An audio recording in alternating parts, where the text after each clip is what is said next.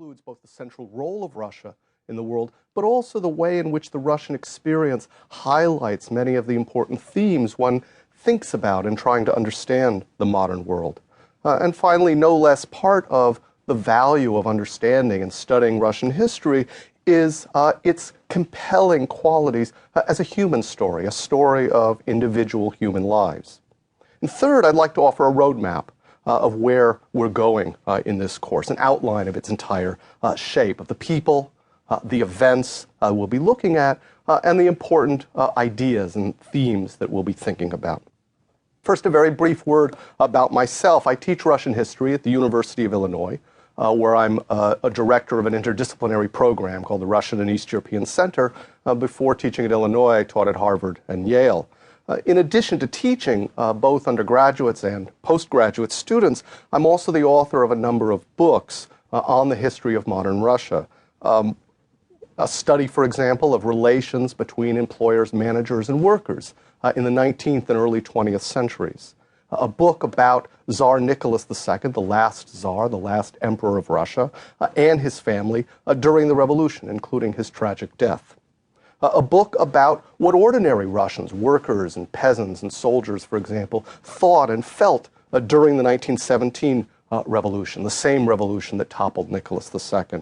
And finally, most recently, a book that uses poetry and other creative writings, literary writings, by lower-class Russians, ordinary Russians living in cities, during the years before and after the 1917 revolution, as a way of getting at people's feelings and ideas about the world which they were experiencing, late Imperial Russia and early Soviet Russia.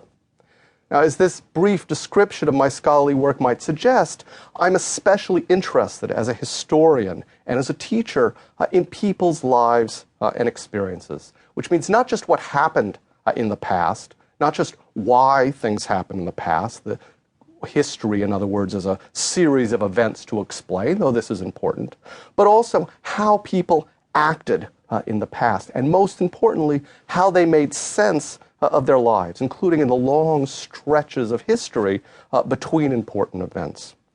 And this is the history that I intend to bring you in these lectures, a history of ideas, a history of individuals, a history of experiences, of thoughts, even as much as possible of feelings. A history in many ways of rich complexity, as well as what might seem to be the normal ordered course of events.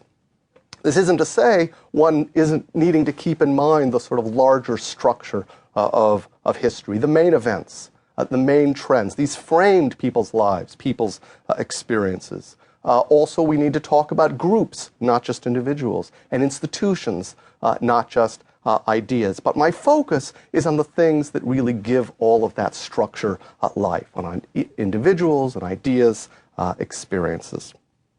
Frankly, I have to admit, it's not, at least I don't think it's really very difficult to make Russian history compelling and alive. It is interesting and compelling in so many ways. Its size alone marks Russia out as something significant and important to understand.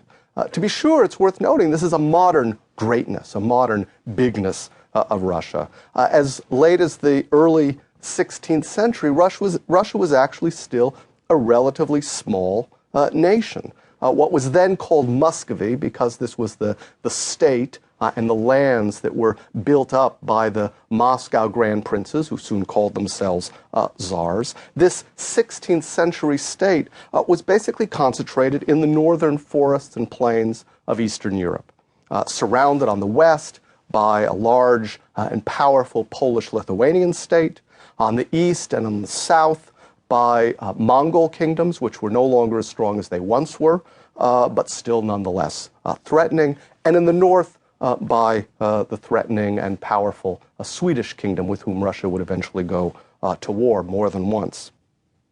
At the same time, while this is a small state surrounded in many ways by powerful neighbors, though some of them weakening over time, this small 16th century state had very few, if any, natural boundaries, natural physical boundaries. In many ways, this was a nation sitting in the midst of an open plain. Not surprisingly, in the coming centuries, this country, especially as it aspired to be a powerful force,